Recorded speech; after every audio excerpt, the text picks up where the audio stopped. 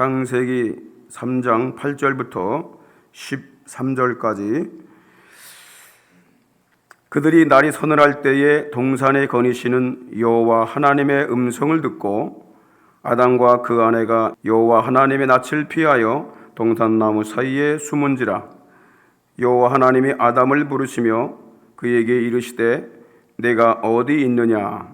가로되 내가 동산에서 하나님의 소리를 듣고 내가 벗었으므로 두려워하여 숨었나이다. 가라사대 누가 너의 벗었음을 내게 고하였느냐. 내가 너더러 먹지 말라 명한 그 나무 실과를 내가 먹었느냐. 아담이 가로되 하나님이 주셔서 나와 함께 하게 하신 여자 그가 그 나무 실과를 내게 주므로 내가 먹었나이다. 여호와 하나님이 여자에게 이르시되 내가 어찌하여 이렇게 하였느냐. 여자가 가로되 뱀이 나를 꿰므로 내가 먹었나이다.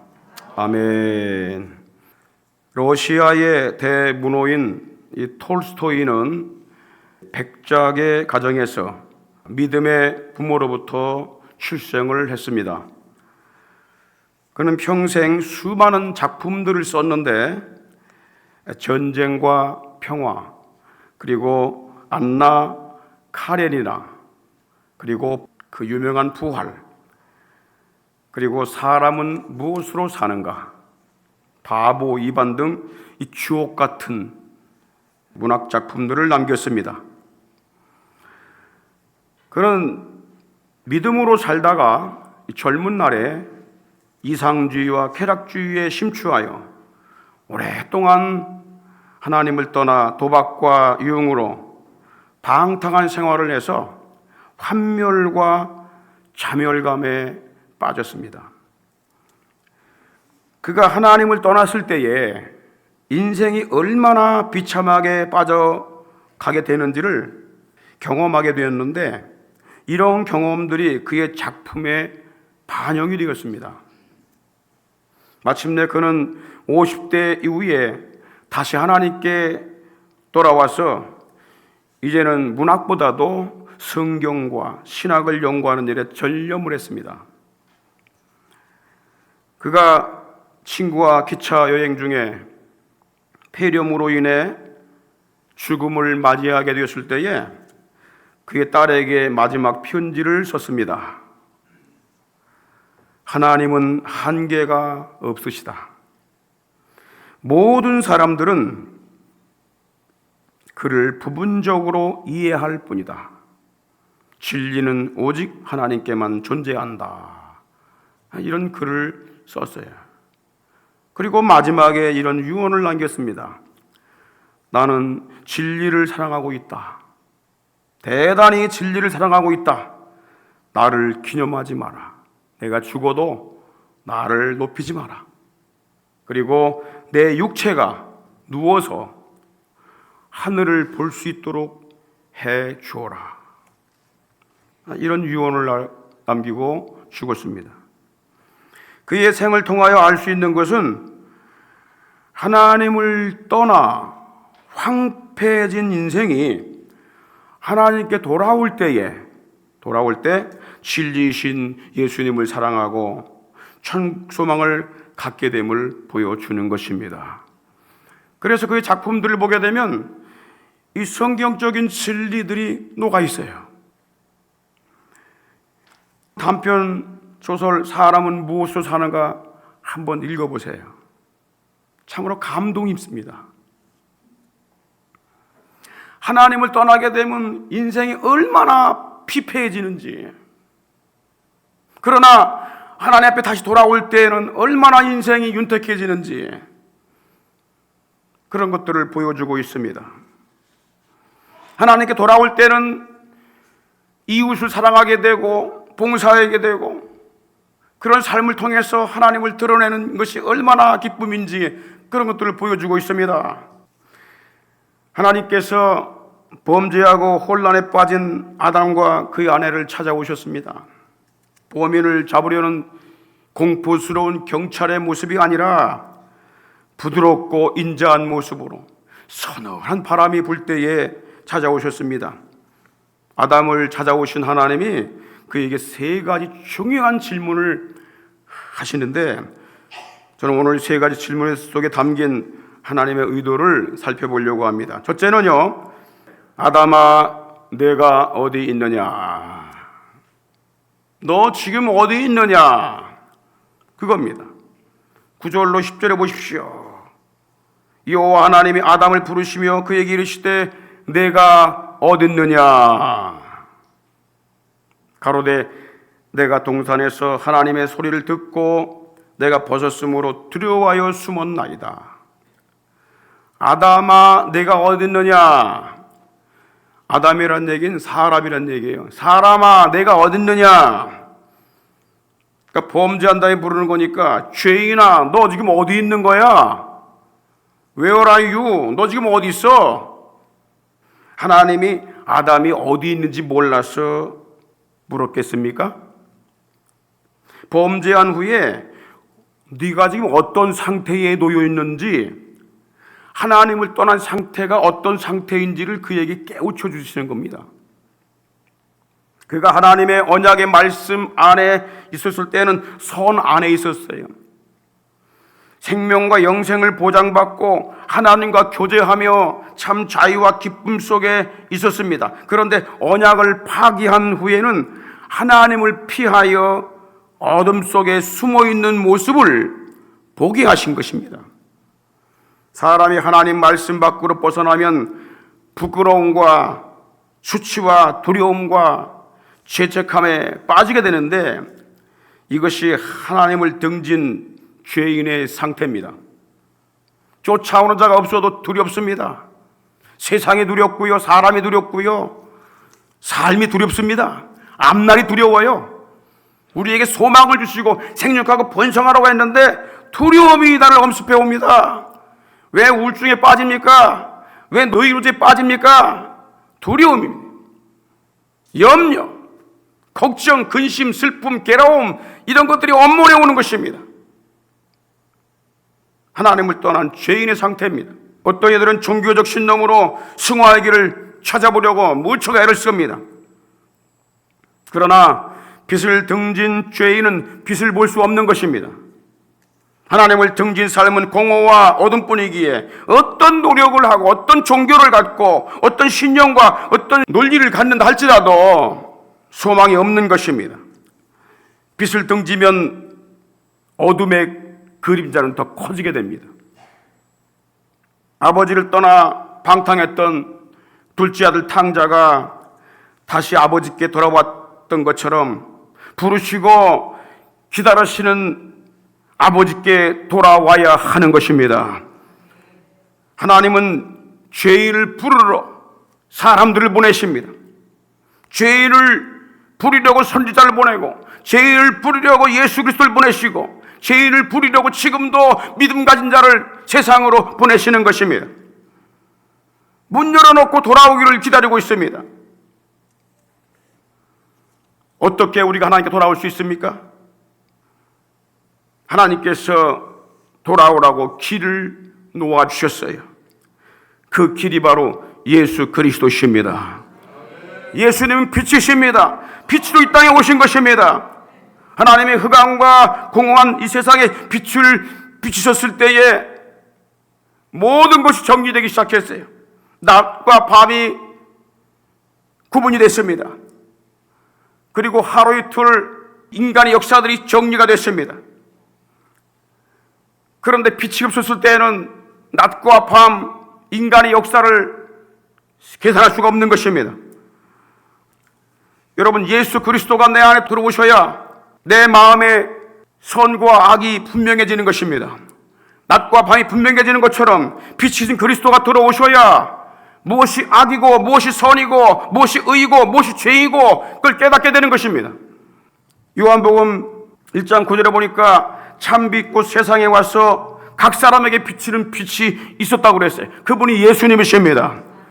요한복음 8장 10절에 보십시오. 예수께서 또 일러 가라사대 나는 세상의 빛이다. 할렐루야. 나를 따르는 자는 어둠에 다니지 아니하고 생명의 빛을 얻으리라. 예수님의 빛은 이러한 빛이 아닙니다. 자연빛이 아닙니다. 생명의 빛입니다. 영혼의 빛입니다. 영생의 빛이십니다. 그래서 예수님 만나지 못한 자는 소경이요 어둠입니다. 아무리 문명이 발달하고 빛이 밝아도 예수를 만나지 못하게 되면 그는 어둠 속에 거한 자요, 그는 소경입니다. 그러므로 우리는 찾아오시는 주님, 아담아 네가 어디 있느냐, 사람아 네가 어디 있느냐, 죄인아 네가 어디 있느냐 부르시는 그 음성을 듣고 하나님께 머리를 들어야 하는 것입니다. 그리고 그분이 보내신 빛을 바라봐야 됩니다. 예수를 바라보는 이 신앙이 되어야 할 줄 믿습니다. 두 번째 질문은 이겁니다. 누가 너의 벗었음을 알려주었느냐? 이 물음입니다. 11절 상반절에 보십시오. 누가 너의 벗었음을 내게 고했느냐? 물으십니다.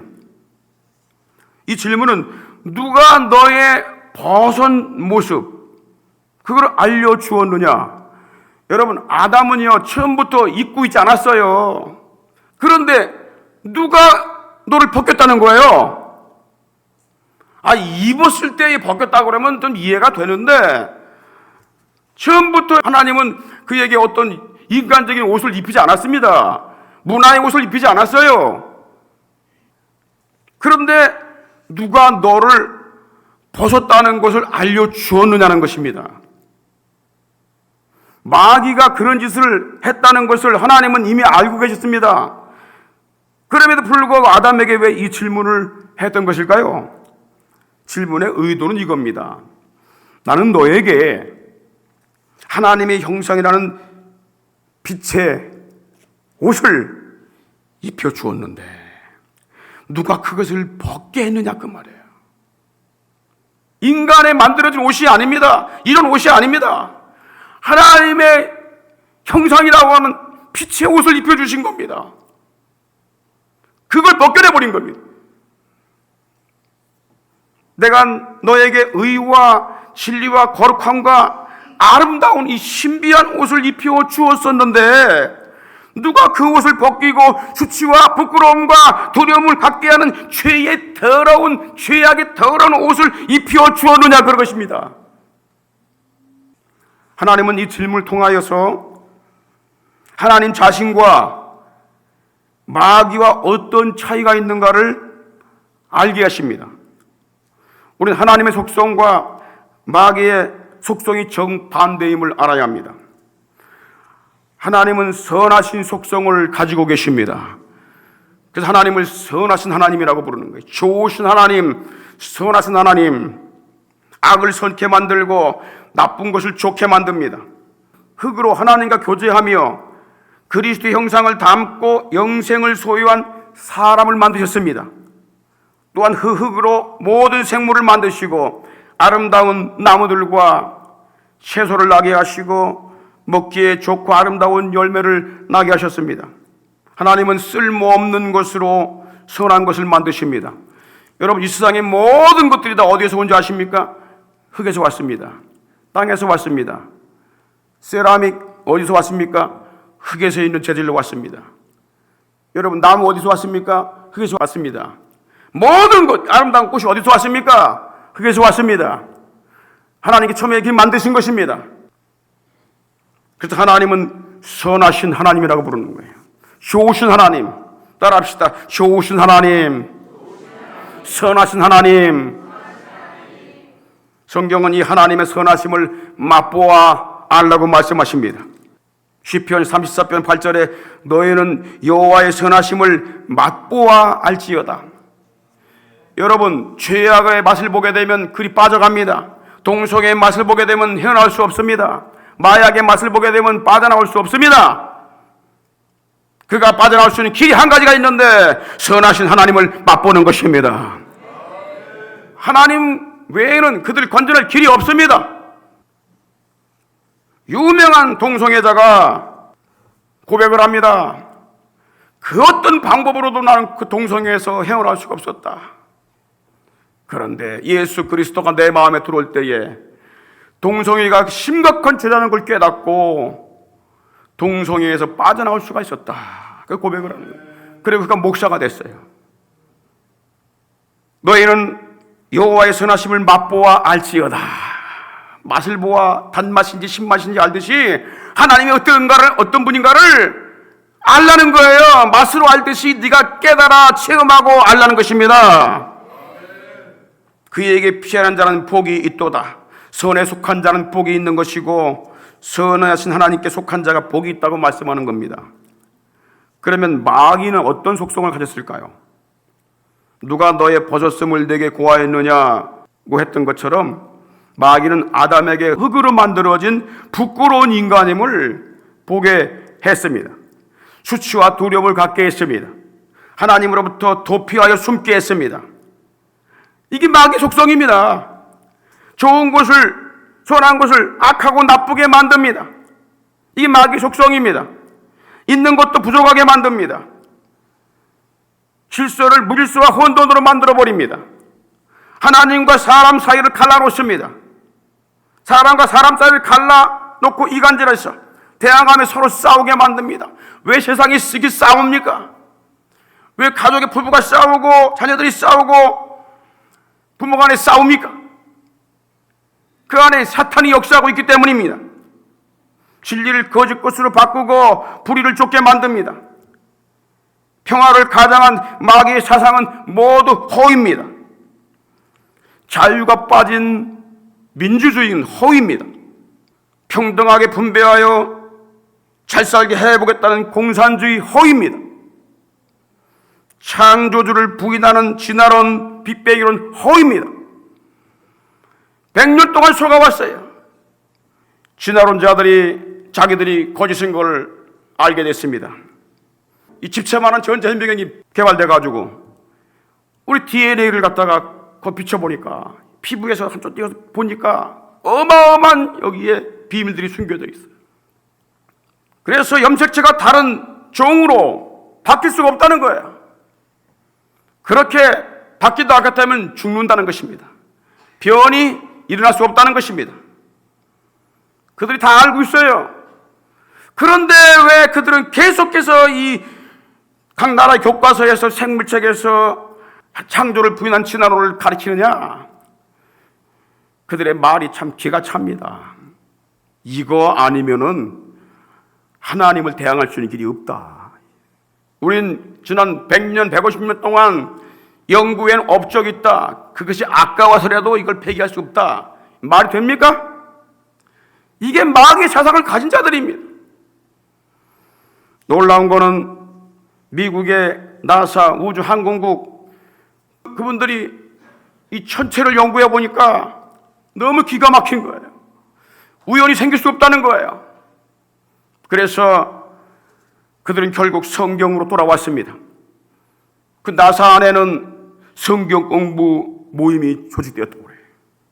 하나님을 떠나서는 우리 지식은 무의미하다. 하나님을 떠나서 하는 모든 일들은 다 허위입니다. 처음엔 잘 되는 것 같아요. 꽃이 번성하는 것처럼. 그러나 시들어 빠지는 것입니다. 그래서 예수님은 마귀를 뭐라고 말합니까? 욕심장이요, 거짓의 아비이며 살인자라고 말씀하고 있는 거예요. 욥이 시험당하는 과정을 보면요, 하나님의 속성과 마귀의 속성이 아주 잘 드러나 있습니다. 하나님은 욥에게 많은 축복을 주셨는데 마귀는 그걸 하나씩 뺏어갑니다. 하나님이 욥에게 많은 재산을 줬어요. 어마어마한 재산, 동방에서 가장 갑부가 되는 이 부자를 만들어 주셨어요. 마귀가 그걸 하나씩 뺏어갑니다. 양떼, 소떼, 낙타떼 다 뺏어가 버려요. 자, 하나님이 10남매를 주셨어요. 근데 마귀는 그 자녀들까지 모두 뺏어가 버립니다. 하나님이 욥에게 건강 주셨습니다. 근데 마귀는 건강까지 뺏어갔어요. 나중에는 악창이 나갖고 딱지와 고름으로 목이 막 다 병들어 버렸어요. 너무 간지럽고, 그래서 돌 기와장 깨진 거, 사기 깨진 것으로 막 몸을 벅벅 긁어요. 피 피가 막 흐르고 골이 미릅니다. 그래도 마귀가 아무리 다 뺏어가도 사단은 한계가 있습니다. 욥의 믿음과 생명은 빼앗지 못했습니다. 하나님은 이 간악한 마귀의 모든 시험에서 믿음을 굳게 지킨 욥에게 사단에게 빼앗겼던 모든 재산을 돌려줬는데 2배로 돌려줬고요, 10남매를 더 주셨습니다. 하나님은 모든 것을 선하게 만드시지만 마귀는 자꾸 인간 세상을 악하게 만드는 거예요. 뺏어가는 것입니다. 마귀는 참소자입니다. 고발자입니다. 인간에게 타락한 죄인의 실상을 알려줍니다. 너 죄졌지? 죄인이지? 그렇게 계속 고발을 합니다. 근데 하나님도 죄인임을 깨닫게 하셔요. 너 죄인이잖아. 하나님도 깨닫게 하셔요. 이 부분은 같아요. 그런데 하나님과 마귀는 근본적으로 다릅니다. 마귀가 아담에게 벗은 것을 알려주었을 때 아담이 하나님을 피하여 숨었던 것처럼 마귀는 죄책감을 갖게 하고 하나님을 떠나게 하여 파멸에 이르게 합니다. 이게 마귀의 특징입니다. 우린 가룟 유다의 생을 통해서 이 사실을 확인할 수가 있습니다. 여러분, 12명의 제자들 중에서 가룟 유다는 아주 똑똑한 사람이기 때문에 그가 주님께 쓰임받는 귀한 일을 했는데 재정을 맡았어요. 사람들이 예수님께 드시라고 먹을 거 가져온다든가 아니면 헌금을 한다든가 그러면 그거를 관리하는 사람이 바로 가룟 유다였습니다. 근데 가룟 유다에게 귀중한 재정을 맡긴 거죠. 여러분, 재정 맡긴 분들은 신뢰하기 때문에 맡기는 거 아닙니까? 큰 축복을 받은 거지요. 그런데 마귀가 누구를 이용합니까? 물주 잡은 자를 이용하는 거예요. 세상에서도 누가 범죄를 잘 저지르죠? 권세 가진 자, 물주 가진 자, 그런 자들을 이용합니다. 마귀의 밥입니다. 그래서 생각을 지키지 못하게 되면 어마어마한 죄에 빠지게 되는 거예요. 세상에서 건져가졌다고 좋아하면 안 됩니다. 마귀의 밥입니다. 철저하게 믿음을 지키고 마음을 지키고 생각을 지킬 수 있는 사람이 들어가야 되는 것입니다. 마귀가 가룟 유다의 마음에 예수 팔려는 생각을 넣어 주었습니다. 그가 마귀의 생각을 뿌리치지 못하고 거절하지 못하고 받아들였을 때에 마귀에게 완전히 점령을 당합니다. 요한복음 13장에 보니까 예수님은 그에게 많은 기회를 줬습니다. 마귀에게 생각이 붙잡혔을 때에 예수님께서 그를 깨우쳤어요. 야, 너희 중에 한 사람이 나를 팔 것이다 그랬어요. 그 제자들이 말이죠. 주님 누굽니까? 누가 주님 팔아요? 이렇게 서로 묻습니다. 가룟 유다가 마음에 찔끔해갖고 서로 이거 들켰네? 돌아서야 되는데 모른 척하고 가만히 있습니다. 그러니까 제자들이 자꾸 물으니까 예수님께서 나와 그릇에 손을 넣는 자다 이렇게 말씀하셔요. 가룟 유다가 떡을 먹으려고 손을 바구니에 넣었을 때에 예수님도 같이 넣어요. 그러면 들킨 거 아니에요? 탈로 났네? 그럼 중단해야 될 거 아니에요? 그래도 뻔뻔스럽게 갖다 먹습니다. 제자들이 또 묻습니다. 누굽니까 주님? 12명 중에 누가 판다는 거예요? 물으니까 내가 떡을 찍어준 사람이다. 그래서 예수님께서 떡을 찍어다가 그 사람에게 줍니다. 그러면 돌려켜야 될 거 아니에요? 주님이 기회를 주신 겁니다. 회개할 수 있는 기회, 깨달을 수 있는 기회를 주신 겁니다. 그런데 가룟 유다 깨달았습니까? 자, 요한복음 13장 27절 보십시오. 그는 기회를 놓쳐버립니다. 조각을 받은 후에, 떡 조각 받은 후에 사단이 그 속에 들어간지라. 여러분, 예수 팔려는 생각이 들어올 수 있습니다. 범죄하고자 하는 마음 들어올 수 있습니다. 음란한 마음 들어올 수 있어요. 욕심 들어올 수 있습니다. 막을 수가 없어요. 그런데 그 마음을 내가 지키지 못하고 뿌리치지 못하고 배격하지 못하고 계속해서 내가 그 마음을 품고 있다면 이 사람은 마귀에게 붙들리게 되는 것입니다. 그래서 그가 예수를 팝니다. 대제사장들 원색에 가서 돈을 받고 예수를 내가 어디 있는지 알려줄 테니까 잡아라. 나중에 예수님 붙들려서 채찍에 맞고 가시관 쓰고 고통당할 때에, 재판받을 때에 가룟 유다가 깨닫습니다. 아이고, 내가 이 못된 짓을 했구만. 이거 3년 동안 나를 알려주시고 불러주시고 길러주시고 영적인 걸 깨닫게 해주신 이 주님을 내가 팔다니, 아니 모습짓을 했구만. 그래 깨닫고 말이죠. 회개해야 될 거 아니야, 깨달았으면. 근데 그가 깨닫다 할지라도 마귀가 주는 생각에 붙들렸기 때문에 회개할 생각을 못 갖는 것입니다. 가지기라도 가질 수가 없어요. 그래서 결국은 그가 나무에 목매달아 죽게 됩니다. 자살로 끝나버립니다. 자살로 끝나면 그것으로 끝나는 것입니까? 아닙니다. 죽음 뒤에는 심판이 있다고 그랬어요. 그래서 두려운 것입니다. 마귀는 사람의 마음에 악한 생각을 넣어줍니다. 이때 우리가 마음을 지키지 못하면 마귀에게 완전히 점령당해서 돌이킬 수 없는 상황에 이르게 되는 것입니다. 요즘에 TV에서 충격적인 사건을 다루고 있죠. 이름이 나오니까 제가 실명 밝힙니다. 정유정 씨, 그거 뭐 충동살인했다고 이런 말을 하는데, 여러분, 충동살인이 아닙니다. 이 정유정 씨가 알바임에 살았던 그 20대 여성을 계획적으로 살인을 한 것입니다. 그가 범죄 드라마를 많이 보고 범죄 서적을 많이 봤습니다. 그걸 접하면서 마귀가 주는 생각, 죽이고 싶은 생각, 살인하고 싶은 생각들이 그 안에 들어왔습니다. 그러면 아이고, 내가 왜 그러지? 떨쳐버려야 되는데 그 생각을 계속 키웁니다. 끝내는 가룟 유다처럼 마귀에게 붙들려 버립니다. 그래서 결국은 그 20대 여성을 데리고 나가서 죽이고 시체를 유기하게 된 것입니다. 그러므로 잠언 4장 23절에 보니까 이렇게 말씀합니다. 무릇 지킬 만한 것보다, 너 지킬 만한 것이 뭐 있는 줄 아냐? 가장 네가 지켜야 될 것이 뭔 줄 아냐? 내 마음을 지켜라. 왜냐하면 생명의 근원이 거기서 나기 때문이다. 그래서 우리가 마음으로 믿어 의에 이르고 의인이 되고 구원을 받는 것입니다. 마음이 중요한 거예요. 마귀는 마음을 공략합니다.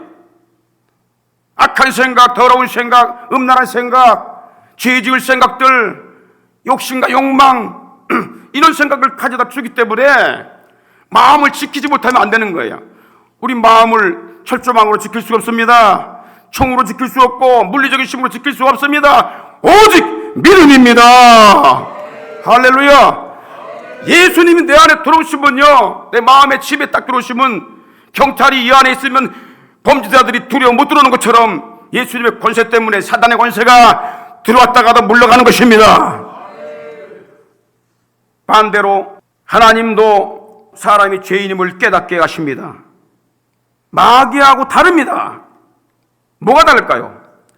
하나님이 죄인임을 깨닫게 하시는 이유는 뭐냐면 회개하고 뉘우침을 통해서 용서받고 새 삶을 주시기 위함입니다.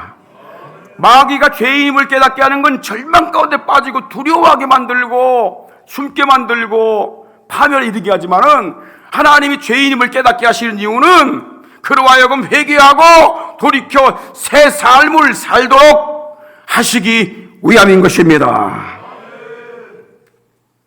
마귀에게 붙들린 율법주의자들은 현장에서 가늠하다 붙들린 여자를 예수 앞에 데리고 와서, 주님, 이런 여자는 법에 돌로 쳐 죽이라고 하지 않았습니까? 하면서 정죄했습니다. 예수님께서 그 여인의 정죄를 하지 못하도록 막으셨습니다. 그리고 이렇게 말씀합니다. 요한복음 8장 11절에 예수께서 가라사대 나도 너를 정죄하지 아니하노니 가서 다시는 죄를 범하지 말라. 무슨 말씀입니까? 이것이 마귀와 예수님과 다른 점입니다. 법과 예수님과 다른 점입니다. 법은 무조건 처리해버려야 돼. 그러나 예수님은 기회를 주십니다. 살 기회를 주시고, 회개할 기회를 주시고, 뉘우칠 기회를 주시고, 하나님께 돌아올 기회를 주시는 것입니다. 마귀는 사람을 파멸로 끌고 가지만 예수님은 기회를 주시고 살 길을 열어 주심을 알아야 하는 것입니다. 요한복음 10장 10절에 이런 말씀이 있어요. 따라합시다. 도적이 오는 것은 죽이고 멸망하려는 것뿐이요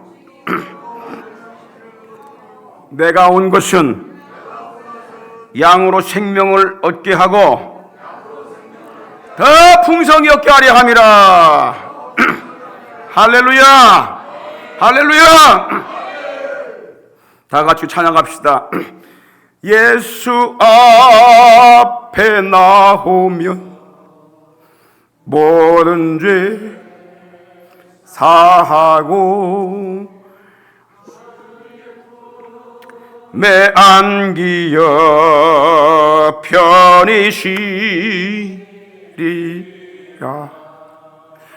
우리 저만 믿으면 모두 구원 얻으며 영생법 멸류관 확실히 받겠네. 할렐루야. 마지막 세 번째 질문이 있습니다. 하나님께서 아담 하와에게 묻습니다. 내가 그만 그 나무의 실과를 내가 먹었느냐? 이렇게 질문을 하세요. 11절 하반절에 보십시오. 내가 너더러 먹지 말라 명한 그 나무 실과를 내가 먹었냐? 아담이 대답합니다. 12절에 하나님이 주셔서 나와 함께 하게 하신 여자 그가 나무 실과를 내게 주므로 내가 먹었나이다. 하나님께서 여자에게 부르십니다. 13절에 내가 어찌하여 이렇게 하였느냐? 여자가 대답합니다. 뱀이 나를 꿰므로 내가 먹었습니다. 하나님은 다 알고 계십니다. 무엇 때문에 범죄했는지, 무엇 때문에 죄악에 빠졌는지, 무엇 때문에 하나님의 말씀을 불순종했는지 다 알고 계셔요.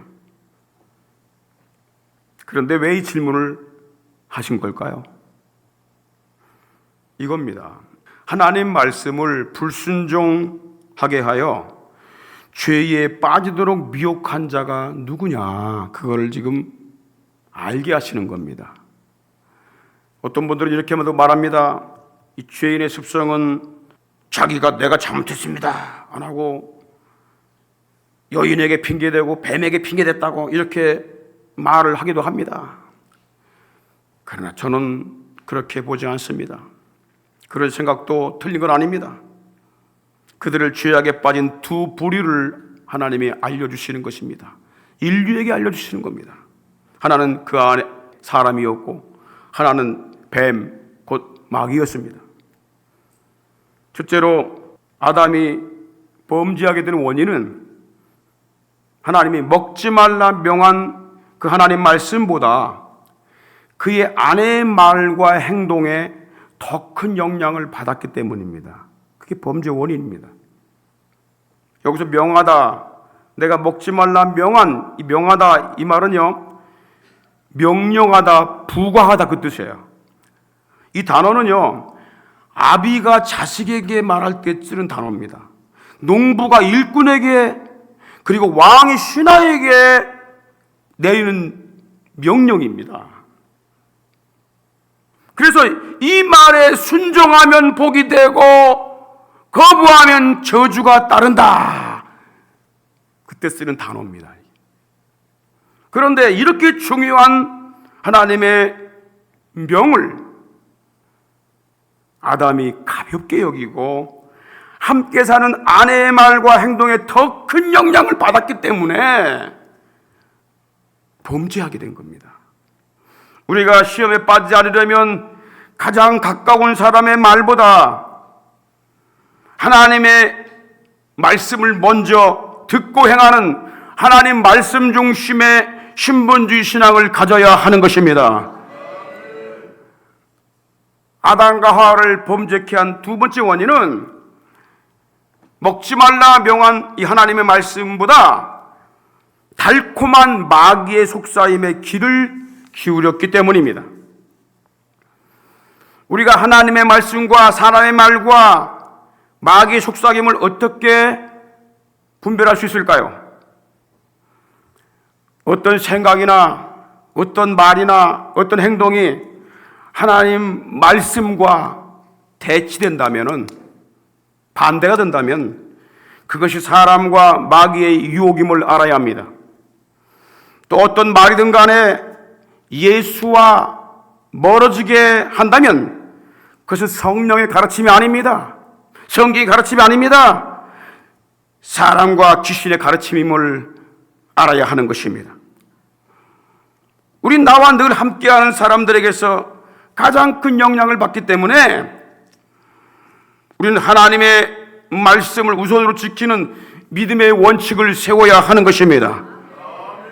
신앙생활의 기준은 사람의 말이나 사회적인 어떤 관념이나 제도나 자기 판단이 아니고 시대가 가도 세월이 가도 처음부터 끝까지 변함이 없는 하나님의 언약의 말씀인 것입니다. 하나님의 말씀은 생명과 진리와 영생이기 때문입니다. 요한복음 12장 50절에 보십시오. 나는 그의 명령이, 예수님께서 하신 말씀입니다. 나는 그의 명령, 그의 말씀이 영생인 줄 아노라. 그러므로 나의 이르는 것은 내 아버지께서 내게 말씀하신 그대로 이르노라. 여러분, 하나님 말씀을 온전하게 순종하신 분은 예수 그리스도밖에 없습니다.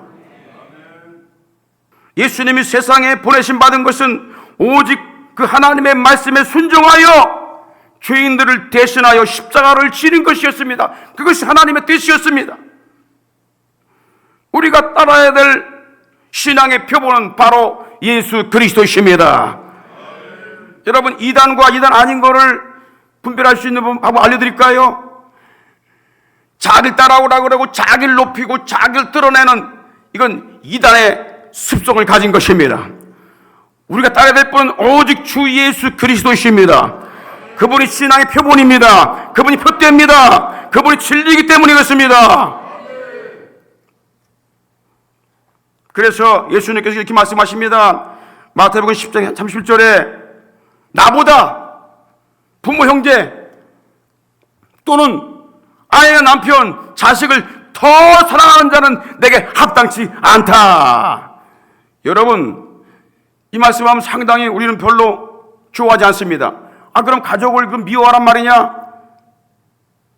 가족을 미워하고 예수님을 더 사랑하란 말이냐? 이걸 잘 들어야 됩니다. 여러분, 예수님 없는 가족사랑, 예수님 없는 봉사, 그것은 뭐라고 그랬죠? 빛나는 악덕이라고 그랬어요. 믿음의 표준, 신앙의 표준, 사랑의 표준을 모르면서 인간적인 걸 살아가고 있다는 말이에요. 그러니까 속고 있는 것입니다. 진정으로 가족을 사랑한다면 예수님 사랑을 먼저 받아야 하는 것입니다. 십자가의 사랑을 먼저 가지고 있어야 하는 것입니다. 이 사랑을 가지고 이웃을 사랑하고 가족을 사랑하고 자녀를 사랑해야 하는 것입니다. 예수님을 제껴놓고 하나님을 제껴놓고 우리끼리 사랑하자, 거짓입니다. 속는 것입니다. 하나님의 사랑이 그 속에 있게 되면 그것은 세상을 사랑하는 것입니다. 우린요, 기준이 예수 그리스도심을 알아야 하는 것입니다. 그러므로 예수님이 따라갔던 그 길, 예수님이 십자가에 진 그 길을 가야 하는 것입니다. 예수님과 가장 가까웠던 사람이 바로 베드로입니다. 그런데 베드로는 예수님을 위한다고 하면서 하나님의 뜻을 거스렸습니다. 예수님이 십자가를 진다고 했을 때 반대했습니다. 주님이 고통당하는 것을 원치 않았기 때문입니다. 인간적으로 볼 때는 맞는 말입니다. 그런데 하나님 말씀을 거역하는 것입니다. 그래서 예수님께서 단호하게 그를 꾸짖으십니다. 마가복음 8장 33절에 보니까 예수께서 돌이키사 제자들을 보시며 베드로를 꾸짖어 가라사대. 여러분, 때로는 주의 종이 꾸짖을 때가 있습니다. 때로는 여러분 큰 소리로 꾸짖을 때가 있습니다. 못 깨달을 때는 그 방법이 최고입니다. 예수님도 꾸짖으셨어요. 부활을 믿지 않으니까 부활하는 몸을 보여주시고 못자국 장자국 다 보여줘도 도대체 믿질 않아요. 유력인 줄 알아. 제자들이 밥 먹으면서 모였을 때에 어떻게 해서요? 제자들을 꾸짖었다고 그랬어요. 밥 먹는데 그냥 눈물 뚝뚝 떨어지도록 막. 이 완악한 마음을 갖고 있어. 왜 이렇게 불쌍한 마음 갖고 있냐 말이야. 왜 나를 안 믿냐 말이야. 꾸짖었습니다. 자녀들이 여러분들 말 안 들 때 어떻게 해요? 꾸짖잖아. 사랑하기 때문에, 여러분들 그를 아끼기 때문에 때로는 꾸짖음도 있는 것입니다. 정말 여러분들 하나님 떠나서는 소망이 없습니다. 가정도, 학교도, 직장도, 사회도 갈수록 더 악해집니다. 갈수록 더 피폐해집니다. 여러분, 이제도 하나님 떠나는 것이 복입니까? 너희는 마음에 근심하지 말라. 하나님을 믿으니 또 나를 믿어라. 하나님 믿고 예수 그리스도를 붙잡는 것이 소망이고, 그것이 이 땅 끝나는 날 그 나라에 가는 길인 걸 믿으시길 바랍니다. 예수님께서 베드로를 꾸짖습니다. 사단아, 내 뒤로 물러가라. 마태복음 8장 33절. 사단아, 내 뒤로 물러가라. 내가 하나님의 일을 생각지 아니하고 도리어 사람의 일을 생각하는구나. 사람의 일, 인본주의, 사람 중심, 이것은요 미궁에 빠지는 겁니다. 마귀에게 이용당하는 마음이에요. 우리 먼저 하나님의 일을 생각해야 되는 것입니다. 예수 그리스도가 진리이기 때문에 그분을 붙잡는 것이 우선순위가 되었다, 그 말입니다. 왜냐하면 이 길만이 예수님도 살고 부활하고 베드로도 살고 모든 죄인이 사는 길이기 때문입니다. 아담도 그의 아내에게 미혹받을 때에 단호하게 물리쳐야 했습니다. 사단아, 물러가라. 당신은 하나님 말씀, 하나님 명령 생각지 않고 도리어 마귀의 일을 하고 있군요. 잘라버려야 돼요. 그렇게 했을 때에 아담도 살고 그 아내도 살고 후손들이 다 사는 길이었기 때문입니다. 아무리 가까운 사람이라도 하나님의 말씀과 멀어지고 예수와 멀어지게 만든다면 단호하게 물리쳐야 하는 것입니다. 아브라함은 가장 가까운 아내의 말을 물리치지 못하여 어떻게 됐습니까? 가정과 후대에 돌이킬 수 없는 지금까지 싸우는 그런 고통의 문제를 남겼습니다. 사랑하는 성도 여러분, 우리가 사람의 말보다 하나님의 언약의 말씀을 굳게 붙들어야 하는 이유를 알고 계십니까? 아무리 상황이 불리해도 예수를 놓치지 않고 하나님 아버지의 뜻을 따라가야 되는 이유를 알고 계십니까? 다 같이 로마서 8장 28절 한번 읽고 마치겠습니다. 시작.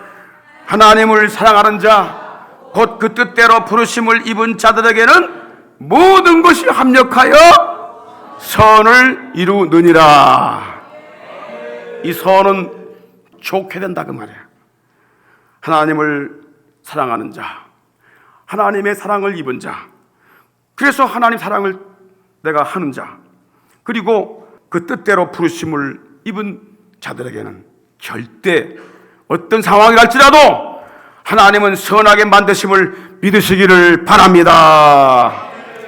6월의 첫 주일에 우리를 사랑하시고 우리에게 크신 은혜를 베풀어 주시려고 우리를 거룩한 전에 부르시고 생명의 말씀, 생명수로 우리를 먹이시고 축복하시오니 중심으로 감사합니다. 아멘.